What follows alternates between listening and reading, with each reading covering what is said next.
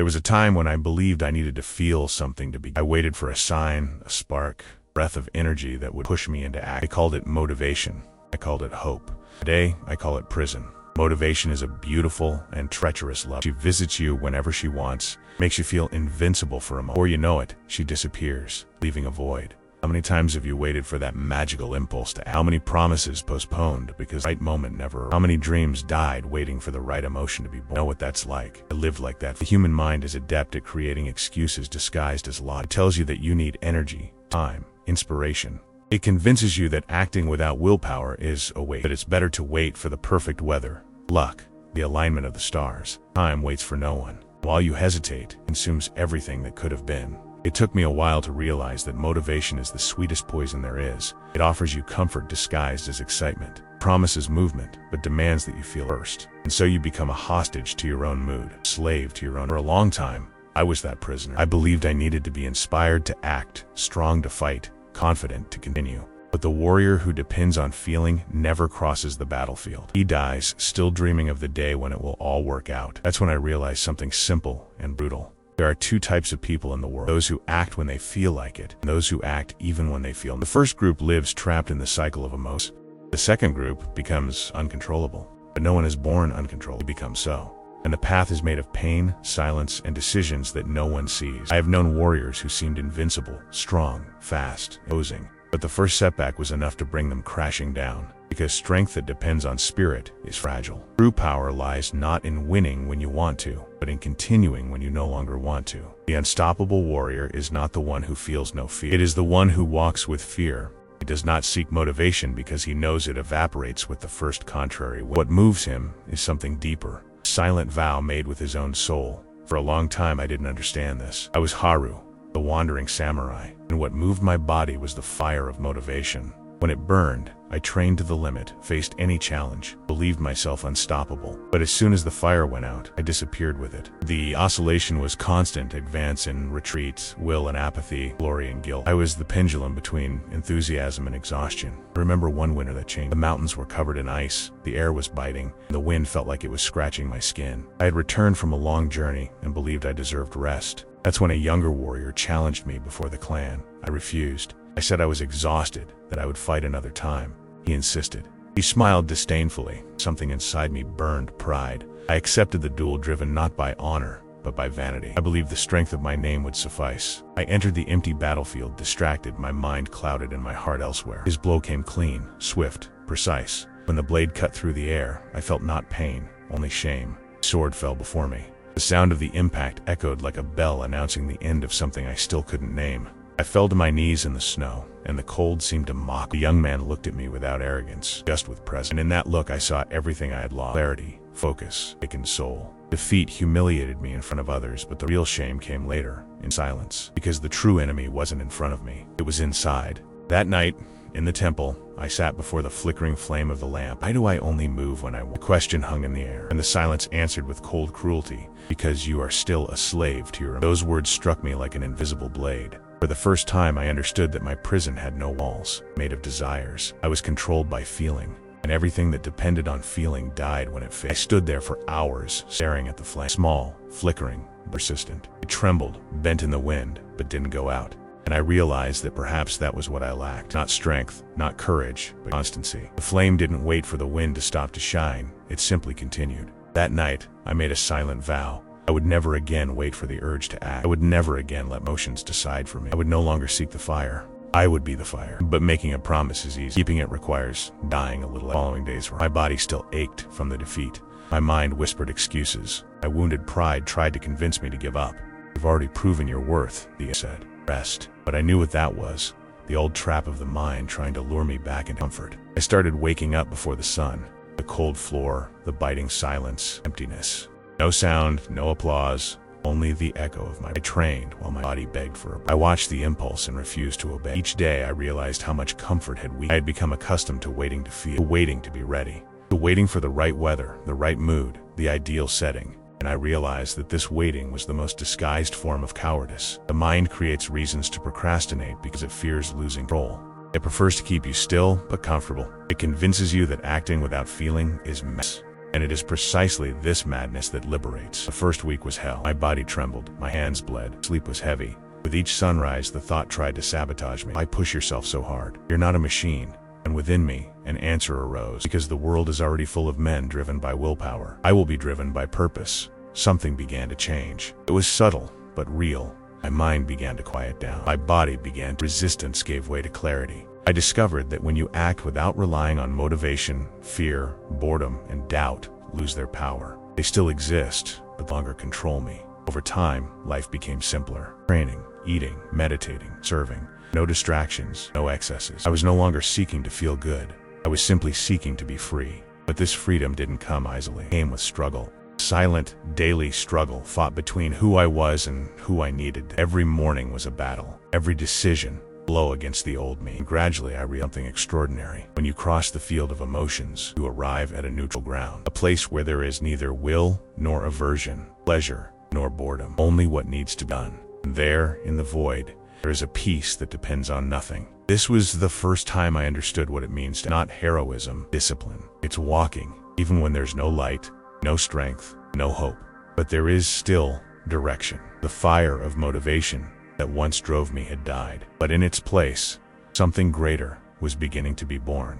A kind of strength that doesn't shine, but remains. That doesn't burn, but warms from within. And it was at the beginning of that winter that I realized I no longer needed to wait for the spark of I was already on. The fire of decision is not like the fire of emotion. It doesn't shine as bright, lasts longer, doesn't explode, it consumes in silence. In the days that followed that vow, I began to understand the true meaning of inner struggle. The cold still stung the mornings, and snow accumulated on the temple steps.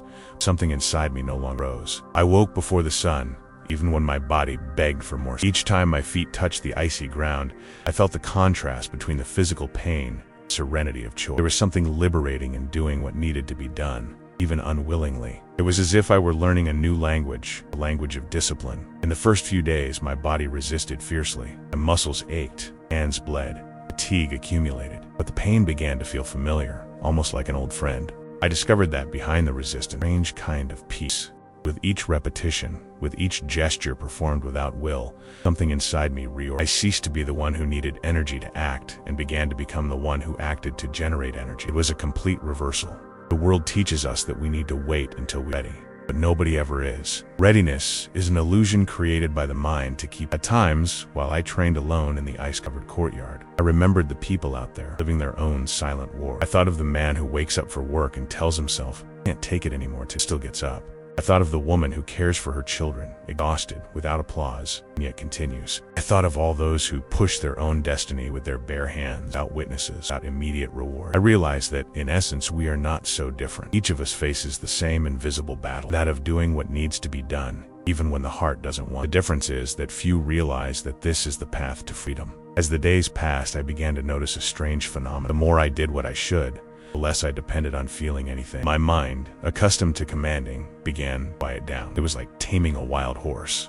At first it resisted, tried to throw me off. The more I held the reins, the more it surrendered. I no longer needed to fight so much. It was enough to simply be. The movement, once forced, became natural. And in the silence of the repetitions, I found something I had never felt before. Clarity. It was during one of those training sessions that a memory struck me like a blow. The defeat, the young warriors, the public humiliation. For a moment, the coldness of the past returned to pierce me. My mind stealthily seized the opening and whispered, "You've proven enough. Why continue suffering? You don't need this." It was a seductive voice, like the voice of laziness disguised as reason.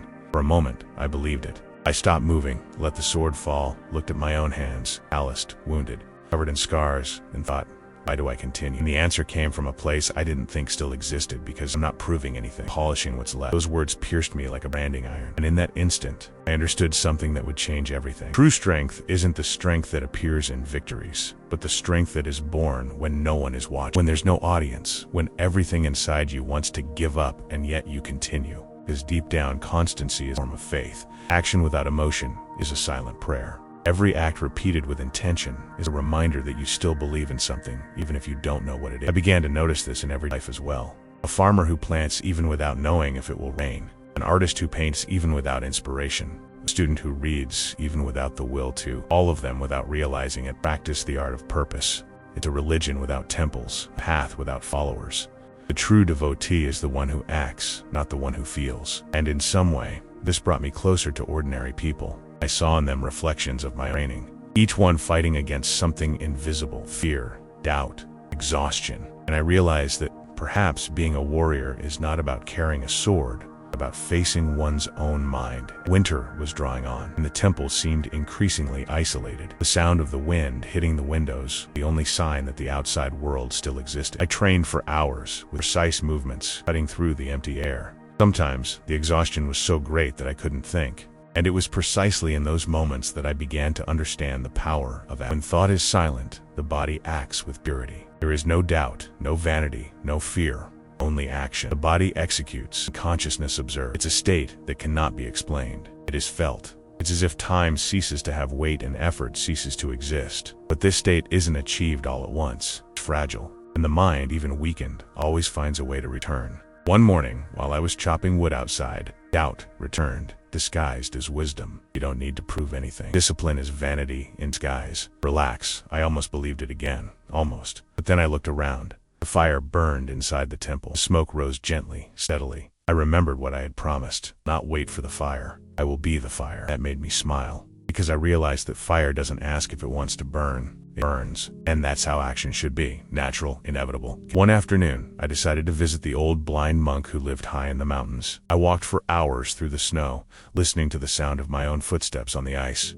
When I arrived, he was sitting motionless, covered by a white robe, seeming part of the landscape. I approached him and said, "I've returned." He smiled. "What brought you back, Haru?" I replied without thinking, the will to no longer depend on will. The monk laughed, as if recognizing the right answer, and said, "Then you are beginning to. The common man obeys the wind. The free man becomes the wind." Those words echoed inside me as I descended the mountain. The wind doesn't choose when to blow, it simply blows. It doesn't wait for the right weather, nor the right moment. It is the moment. I wanted to be like that, unpredictable, free, inevitable. In the days that followed, I carried this lesson with me in every gesture. When my body ached, I would say, "Iron needs fire." When fear tried to return, I repeated, "The wind does not destroy the mountain." When boredom called me to stop, I murmured, "The river does not question its pen." Little by little, these phrases became more than mantras. They became truths engraved on my body. With each training session, I was no longer seeking to win. I was seeking to dissolve the idea, because winning is still fighting against something. And I wanted to transcend the fight. I wanted to reach the point where there was no more resistance, only fluidity. The enemy wasn't outside, it was inside. The real battle was against the impulse to give in.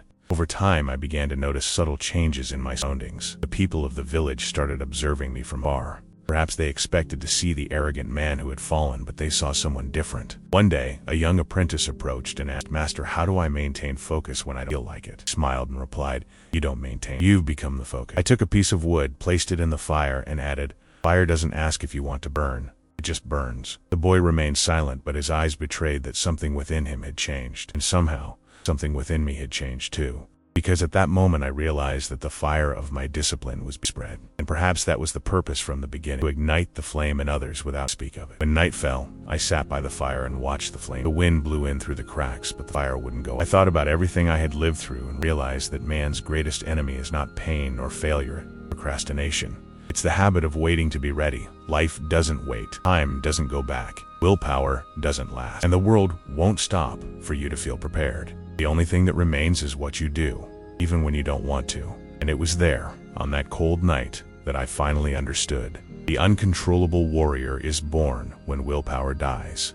The fire before me burned brightly. I knew that winter was not yet over. But inside me there was no longer any cold. Only a silent certainty that I would never again wait willingly. And it was in that silence that I realized the wind had already begun to blow. The wind doesn't announce when it changes direction, it simply changes. And at that point in my journey, I realized that I, too, had begun to change, not by choice, as a consequence. Training was no longer a routine imposed by will. It had become part of me, breathing. I no longer needed to convince myself to act. I simply acted. The struggle between wanting and doing had ceased. In its place arose a new state, that of pure presence. Presence, calmness, is a kind of silent intensity that demands everything all the time. And the more I immersed myself in it, the more I realized how much I still didn't know about myself. Body, once an instrument, had become a mirror. Each pain revealed a hidden thought. Each physical resistance was the mind's way of saying, I still don't trust you. I learned to listen to what my body was saying, not with words, actions. When it trembled, I understood that I was crossing a boundary. When it calmed down, I knew a wall had fallen. Discipline had ceased to be an act of force. It had become a dialogue between parts of myself that had never listened to each other. But one question haunted me. How far could this transformation go? Is there a limit for those who act without needing to? Or is it precisely when feeling disappointed? One night, I awoke to the sound of the wind battering against the temple door. I went outside, and the world was white. Snow was everywhere, covering every feature, every shape. Everything seemed to have vanished, as if reality had been erased and silently rewritten. I walked to the edge of the courtyard and stood gazing at the vastness. For the first time in a long time, I felt something akin to fear. Not the fear of dying, fear of no longer feeling anything. I had spent so much time fighting my emotions that I now wondered if I was still capable of feeling them. It was at that moment that I realized the path of control is dangerous when it turns into denial. The mind can become so strong that it begins to silence even what it shouldn't. I had conquered the inner chaos. Along with it, I was killing something essential: sensitivity. I thought of all those who, like me, harden themselves to a world. How many become so disciplined that how many confuse strength with the acts of pain? How many get lost trying to be unshakable? The uncontrollable mind, if not guided by conscience, becomes a prison as subtle as that of emotion. The next day, I decided to break the routine. I walked to the village after months of isolation. People looked at me with curiosity and apprehension, as if they saw a ghost. I went to a tavern and sat in the corner. There was laughter, arguments, simple gestures, life. And as I watched, I realized something that disarmed me. That human chaos had flaws, contradictions, spontaneous reactions. They were proof that there was still warmth in the world. Could it be that in my pursuit of mastery, I had distanced myself too much from humanity? I returned to the temple with this doubt burning within me. For days, it accompanied me like a silent shadow. Well, I understood something fundamental. Self-mastery is not about eliminating feeling, but about integrating it. True balance lies neither in being stone nor in being fire, but in being the space where both can exist without conflict. And this understanding was like a gentle but profound blow. The next morning, I began a new kind of training. I sat before the fire and observed it without trying to understand, without trying to control the flow of thoughts. I let whatever came, come. Hurt, whatever. There was no resistance, no searching, just presence. And I realized that true mastery is not control, it's the total acceptance of what acceptance comes at a price. It forces you to confront what you were avoiding seeing. And in that silence, I began to remember everything I left behind. Friends, loves, promises. The past returned in fragments, like reflections in a broken mirror. And in each fragment, there was a version of myself that still hoped for something: recognition, forgiveness, rest. How many versions of yourself are still trapped in places you should have left behind? These thoughts stayed with me for days, and each answer seemed to generate another question. I began to understand that the real war never ends. It changes form. Before, I fought against my body,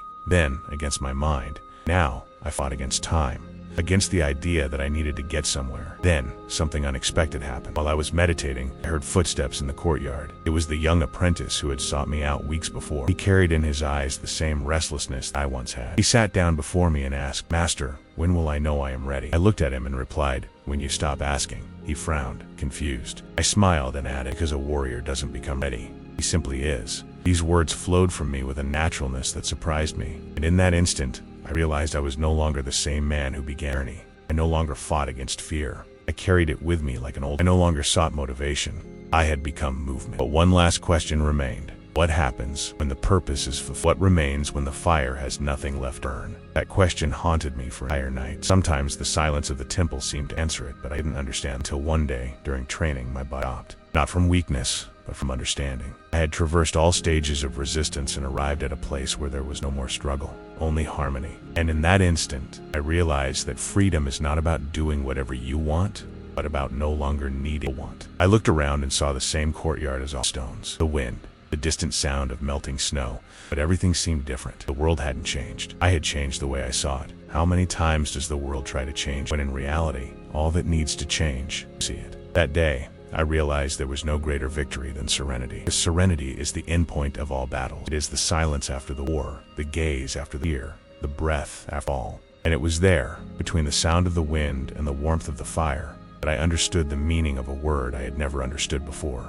faith. Faith is not hope. Faith is constancy. It is repeating the right action when everything seems meaningless. It is maintaining the rhythm when no one is watching. It is acting because it is what needs to be done, even when the world seems asleep. Faith is what transforms the simple act of continuing into. From that moment on, I began to see life as a cycle of fire and wind. Fire represents the beginning, the decision. Wind represents continuity, movement. And when both unite, presence is born. That is the point where man and destiny meet and cease to be two. Sometimes people ask me what I found at the end of it. The answer is simple, at the same time impossible to. I found silence, but not the silence, that silence, the silence that observes the world without trying to change it. Silence that is. Today, as I watch the sun rise over the mountains, I remember who I was, the man who waited to feel. And I think of how many people are still waiting for courage, time, energy, validation, waiting for the fire to return. I wish I could tell them all what I've learned. Don't need to wait, because the fire you seek isn't in tomorrow. It's in the action you take now, even without the will to. The wind blows and changes the course of the leaf, but it never loses its essence as wind. So it is with purpose. It changes form, but never stops moving. And that is why I continue. Not because I still need to, but because I am already movement itself. And as the wind blows around the temple and the fire dances before me, stand. Life is not about mastering the flame, but about remembering that it never stopped burning. For a long time, I believed my transformation was complete. I imagined I had reached a point of absolute equilibrium where nothing could throw me. But fate has a curious way of testing what we consider consolidated. When the wind blows too strongly, even the sturdiest tree must prove it is. It was at this stage, when my mind seemed unshakable, that the unexpected returned to visit me, not in the form of an enemy, but as a mirror. It all began on an ordinary morning, one of those when the sun rises slowly, silence seems eternal.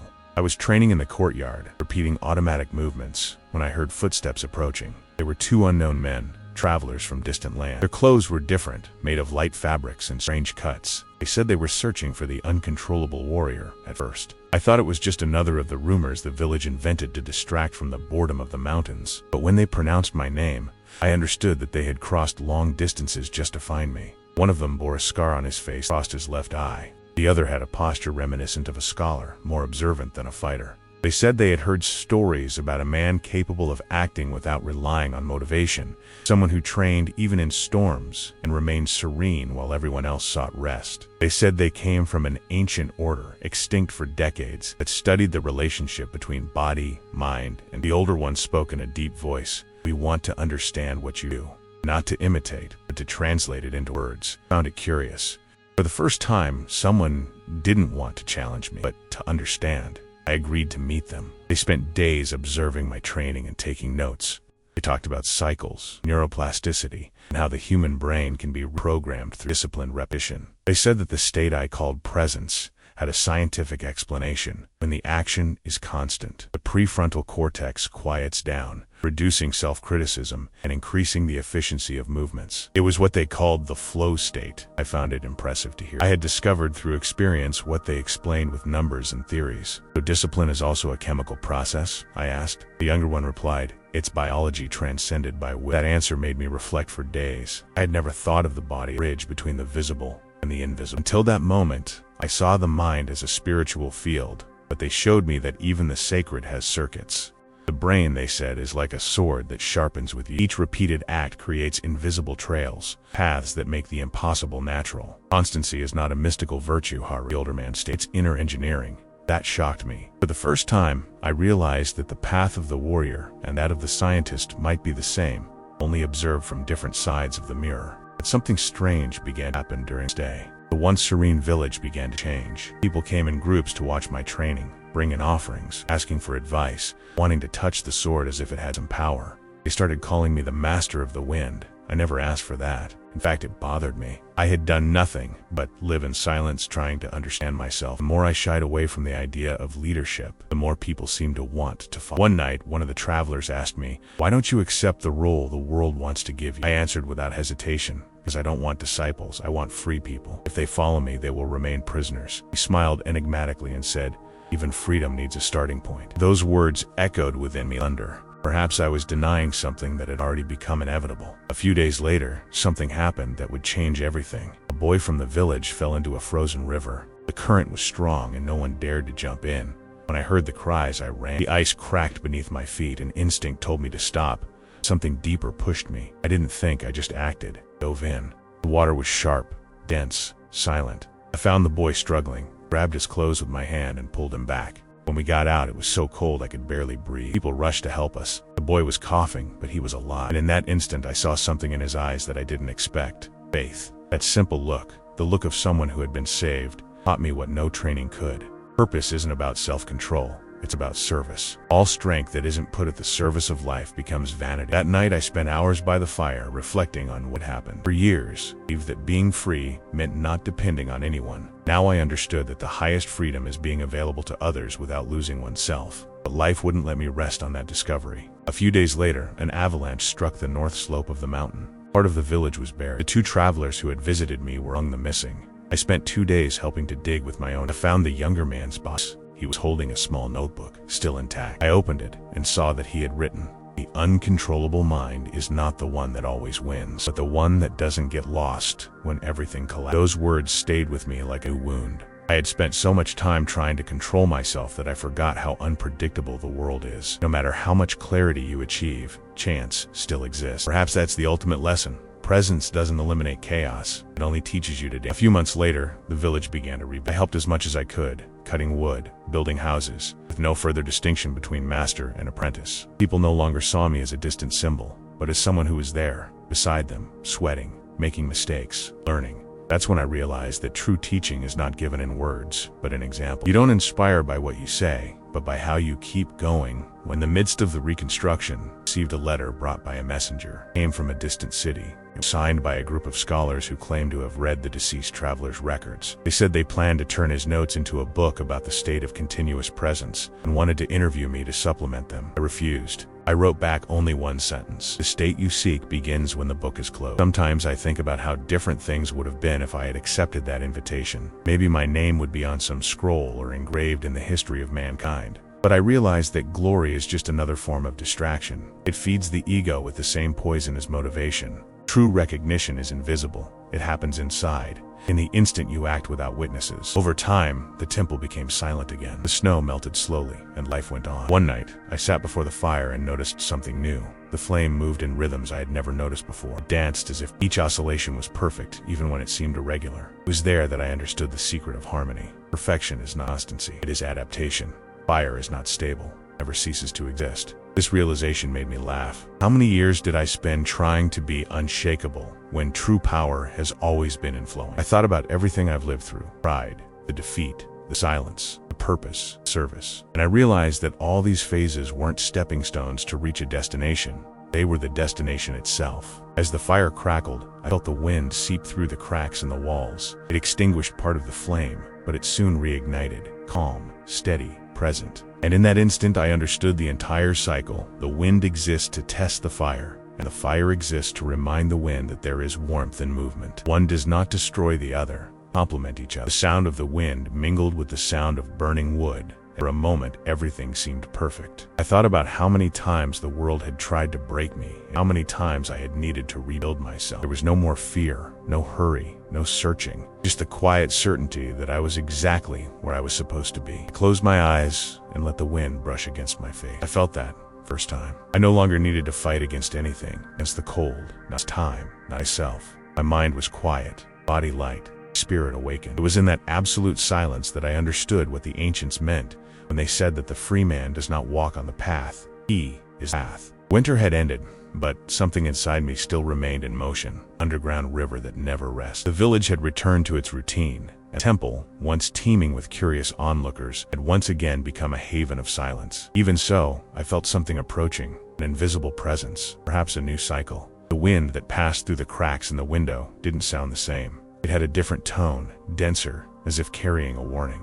I knew, instinctively, that peace is never the end. Peace is the interval between two lessons. One night, a messenger arrived at the temple bearing a letter. The handwriting was firm, but the seal bore the symbol of an ancient clan, thought to be extinct. I opened the parchment and read the words carefully. It was an invitation, or perhaps a summons. A new warrior had emerged in the southern lands. Someone who proclaimed mastery of the art of the free mind and who had defied the ancient master. Rumor had it that he used my words as a banner, but distorted their meaning. He spoke of strength, but preached domination. He spoke of freedom, but taught control. I knew that if it were true, silence would no longer suffice. Because when truth is used to deceive, it becomes a weapon. For days, I fought the urge to leave. I had sworn never again to fight for vanity. Something stronger than pride pushed me. The duty to prevent the distortion from growing. The human mind is fragile, and when someone preaches power disguised as wisdom, many kneel without reason. The real danger comes not from the sword, but from the misinterpreted idea. So I decided to leave, not for glory, but to protect what I myself had created. The journey was long. I crossed valleys shrouded in mist, frozen rivers, and villages ravaged by famine. The world seemed to be falling ill in a hurry. The further I walked, the more I saw in people's eyes a profound weariness, a thirst for direction. They wanted to follow someone, anyone, as long as they promised meaning. I understood that the greatest enemy of modern man is not pain, but emptiness. When one has no purpose, any loud voice seems true. I arrived at the place at dusk. It was an old monastery, partially destroyed, surrounded by black flags. A group of men were training in the courtyard, repeating movements with almost mechanical precision. Their eyes were empty, but their bodies obeyed with frightening synchronicity. In the center, a tall, dark-haired man watched everything in silence. He saw me, and a slow smile formed on his face. "Master of the Wind," he said in a mocking tone. I thought he was just a legend. "I'm just a man." "And you?" "I am the one who freed the mind from fear," he said, "pay circles. What you call purpose, I call prison. Motivation is fire. Purpose is a chain. I break them both." His words caused me immediate unease. There was a strange force in his voice, something that seemed to hypnotize those who heard him. He believed, and that belief made him dangerous. "You don't free anyone, I only change the color of the chains." He laughed. "Old masters always say that before they fall." The disciples formed a circle around. The air grew heavy. For a moment, I thought of leaving, but I realized there was no. The lesson that fate wanted to teach me was before me, and to run away would be to deny everything I had learned. He advanced first, quick and precise. Each blow was a mixture of technique and contained fury. I defended calmly, breathing slowly. My mind observed, my body responded. No thoughts, just flow. The fight lasted longer than it should have. With each movement, I saw in him the reflection of the man I was, a warrior consumed by the will to prove something. And I realized that, in a way, I was fighting against my own past. At one point, he managed to hit my shoulder. The pain was sharp, but it brought clarity. I stopped, looked him in the eyes, and said, "You're still fighting against the wind. Don't you realize it doesn't fight back?" For a moment, he hesitated. Pride tried to resist, but there was something in my eyes that disconcerted him. I took a step forward, without raising my sword. Finished. "The control you seek is merely fear disguised as strength. When you try to dominate the world, it's because you can't bear to dominate silence." He screamed and attacked again. This time I didn't dodge. The blade grazed my face, cutting only through the air. The next instant he stumbled, lost his balance, and fell to his knees. The sword slipped from his hand and remained embedded in the ground. I didn't need to touch him. He rumbled on his own. We remained silent. The wind blew strongly, extinguishing some of the torches. The disciples watched, uncomprehending. Then, for the first time, I saw something human in his eye. Repentance. He looked at me and whispered, "You have won." "No," I replied. "The winner doesn't need the other to leave." He lowered his head, and a tear rolled down the scar on his face. It wasn't defeat, it was surrender. An inner surrender. I picked up his sword and planted it in the ground beside mine. "Leave it here. The sword is only useful until the mind learns to cut its own ego." He nodded silently. The disciples began to disperse, confused. Some looked at me as if expecting a new order. I simply said, "Go home. The master you seek has never been before. He is where decision-making begins." No one answered. They simply walked away, slowly, like those waking from a dream. As the wind swept across the courtyard, I felt the weight of something invisible dissipate. It wasn't victory, liberation. For the first time, I understood that presence is not the end of the struggle, but the end of the need to fight. I stood there for a while, watching the horizon. The sun rose behind the mountains. Ice reflected the light in thousands of shades. It was as if the whole world was breathing. I thought about everything that had happened, all the losses, the choices, and the silences. The warrior's path is never about winning, but about dissolving the desire to wage war. I started walking back. In the middle of the road, a child stopped me. She was carrying a rolled-up parchment in her hand. "For you," she said. I took the paper and opened it. It was the diary of a traveler who had died months before, found in the ruins of the avalanche. At the end of the last page, there was a sentence written in red ink. "When your presence becomes so light, the world can no longer hurt you. It is because you have already become the wind." I put the parchment away and walking. Each step seemed lighter, as if the ground was no longer an obstacle. I understood that it wasn't the world that had changed, the way I interacted with it. Life had become simple again. Training, eating, serving, breathing. Without haste, without ambition. In the following days, the temple once again received visitors. They didn't come seeking glory or advice, but silence. They wanted to learn to act without depending on their feelings. And when they asked me how to do that, I answered with the same gesture as always. I pointed to the floor and said, "Start by sweeping." Some laughed, others were annoyed. But those who stayed, learned. I then realized that a master's true legacy lies not in his words, but in the calmness with lives. Serenity is contagious. When someone sees it, they want to find it within themselves. And that is what transforms the temple, not the discipline, but the example. One night, I sat before the fire, as so many times. The flame seemed smaller, but firmer. The sound of the wind mingled with the crackling of the firewood. I closed my eyes and felt a strange sense of completeness, as if every moment of my life had finally fallen. I thought of those who came before, those who were yet dumb. And I understood that everything we do is merely preparing the way for those who have not yet awakened. The flame flickered, and a spark rose into the air. For a moment, it seemed to trace the shape of a face mine from many years ago before it all began. I felt like smiling. The fire had taught me more than any master. It burns, but it also illuminates, destroys, but it warms, consumes, but it creates space. The wind blew again, and the flame flickered, but did not go out. In that small movement, I found the meaning of the entire journey. Life is exactly that, fire and wind coexisting in harmony, each testing the other's resistance. And it is in this balance that the human spirit finds its true form. I took a deep breath and let the silence fill the temple. I felt the story was coming to an end, but there was no sadness, only gratitude, because I understood, finally, freedom is not the absence of limits, a portal. The wind blew once more, and the fire responded. And in that invisible dialogue between the air and the flame, I realized that the uncontrollable was no longer a distant ideal. I had already become it. The silence of the temple was different that morning. The wind blew softly. Sunlight filtered through the cracks in the wood, as if the whole world were breathing slowly. I sat before the fire and realized something simple, yet profound. The cycle was complete. The flame no longer hypnotized me as before, nor did the wind frighten me. I understood both. The fire was will. The wind was constancy, and between the two I had found the point of equilibrium, a place where mind and body moved without conflict. It was in that instant that I understood that the journey was never about winning, but about understanding. Victory is merely the silence that comes when there's no longer a need to prove anything. For years, I sought to understand what drives human beings to keep going, even when everything inside them tells them to stop. Now, watching the fire dance without needing applause, I've realized the answer. It's purpose, but not the purpose that shows off, not the one that seeks recognition.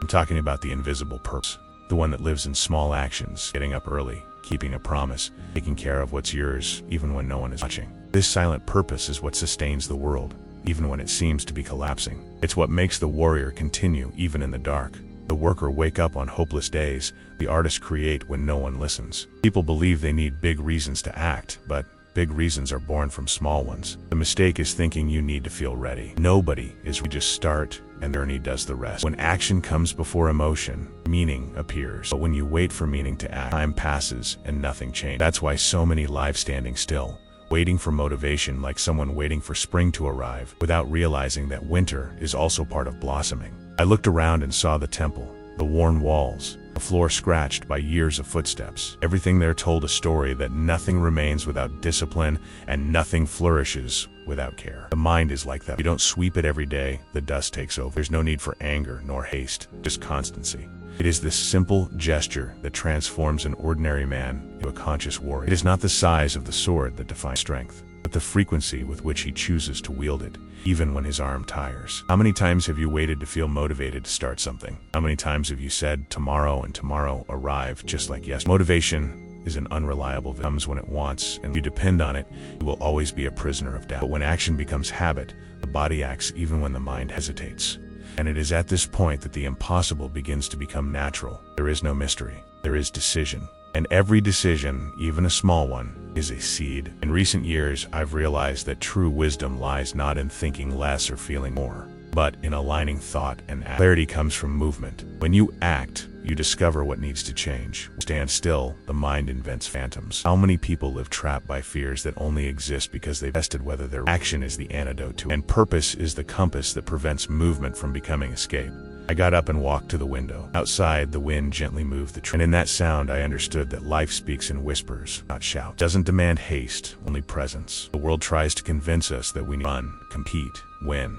But true power lies not in speed, consistency. The sun rises every day silently, yet it illuminates everything. That's what we must learn, to do what needs to be done, without needing the world to see. I thought about the apprentices who passed through the temple. Some sought strength, others peace, most wanted quick answers, and all at some point discovered the same truth. Strength is born from repetition. Peace is born from acceptance. There are no shortcuts to inner freedom. You need to sit before the fire and learn not to run from the heat. You You need to stay in the cold and not hide from discomfort. It is in confronting what bothers you that you find what transforms you. But perhaps you'll ask me, how do I begin? The answer is simple and direct. Begin with what's within reach. Tidy up what's disorganized. Finish what's half done. Do one small thing with excellence. When the body moves, the mind awakens. When the mind awakens, purpose aligns. Life changes when you decide to act consciously, not by will. The secret is to repeat until habit replaces hesitation, and then consistency becomes freedom. Some believe that life is about, I believe it's about all. And to do that, you have to go through. Fire doesn't ask if it wants to burn. Simply fulfills its purpose. In the same way, you need to fulfill yours, even when there are no applause. The meaning of existence is not in being admired, but in being consistent. The man who does what he said he would do, even without witnesses, becomes invincible. I paused for a moment and closed my eyes. I listened to the sound of the wind entering through the window and realized that the world asks for nothing more than our. When we are present, time slows down. The future ceases to be a fear, and the past ceases to be a burden. Everything boils down to this instant, this gesture, this breath. All of life is here. And when you understand this, you realize there is nothing more to seek. All that was missing was simply being. The temple became a reflection of what I had learned. No new walls, no statues, no symbols, just space. Space is where consciousness dwells when the night fades. And it was there, sitting in silence, that I realized what it really means to be. It's not about mastering fear, but observing it without. It's not about eliminating pain, but traversing it without bowing. It's not about extinguishing the fire, but walking within it until it becomes. Think about how many times you've given up because of what if next time you just observed it and kept going anyway. Fear is not an enemy, a guide. It shows you where your mind is still stuck. Every step taken in the direction of fear is a piece of freedom gained. And when you realize that it can't stop you from acting, you understand that nothing else can. I opened my eyes and looked at the horizon. The sun was rising in shades of orange, and the wind was blowing with its usual calm. In that simple image, I saw the metaphor for life. The sun doesn't hurry, and the wind doesn't tire. Everything follows its own rhythm, yet everything happens. That's what I want you to understand. You don't need to rush to change. You just need to keep going. Change is not a leap, it's an accumulation. One gesture at a time, one decision per day, one silent victory. The unstoppable warrior is not the one who does a lot, but the one who does what needs to be done every day, even in silence. When discipline becomes natural, effort disappears, and movement transforms into a state of being. It is at this point that man and purpose become one. And if, after hearing all this, you feel it's time to change something in your life, start small. Do tomorrow what you've been putting off for weeks. Not because you feel inspired, but because you've decided that waiting is. Transformation doesn't begin with emotion. Clarity. Clarity comes from doing. The fire of purpose is simple. It doesn't depend on the fuel of motivation, because it's fed by truth. And the truth is that the world doesn't need you to be perfect. It needs you to act with intention, to choose consciously, to get up, even when tired. Keep going, even when in doubt. Because every time you do that, something changes, not outside, but inside. I felt the wind blow stronger and understood it was the time. Not an end, but a return to the beginning. Because every end is just a new chance to start again with more presence. The flame of the fire before me flickered, and I realized that if I extinguished it now, nothing would change. The fire that matters was already burning within. And that's why I'm telling you, who have come this far. Wait for the right moment. Don't wait to feel ready. The right moment is now. The fire you need is already within you. Act, even without the will. Continue, even without certainty. The world doesn't change with promises, but with action. If this message spoke to you, if at some point it ignited something within you, write down, even anonymously, just one sentence. Choose to act. Write it to yourself, to the universe, or to whoever needs to hear. This is the first step in making the invisible real. And if what you found here touched you in any way, like this video, subscribe to the channel and share this flame with those who are still waiting for the will to begin. Because that's the purpose. Fire that multiplies every time someone decides not to wait. When the video ends, don't turn off the screen. Close your eyes for a moment and breathe. Because the fire that changes the world isn't in what you see, but in what you do after the silence begins.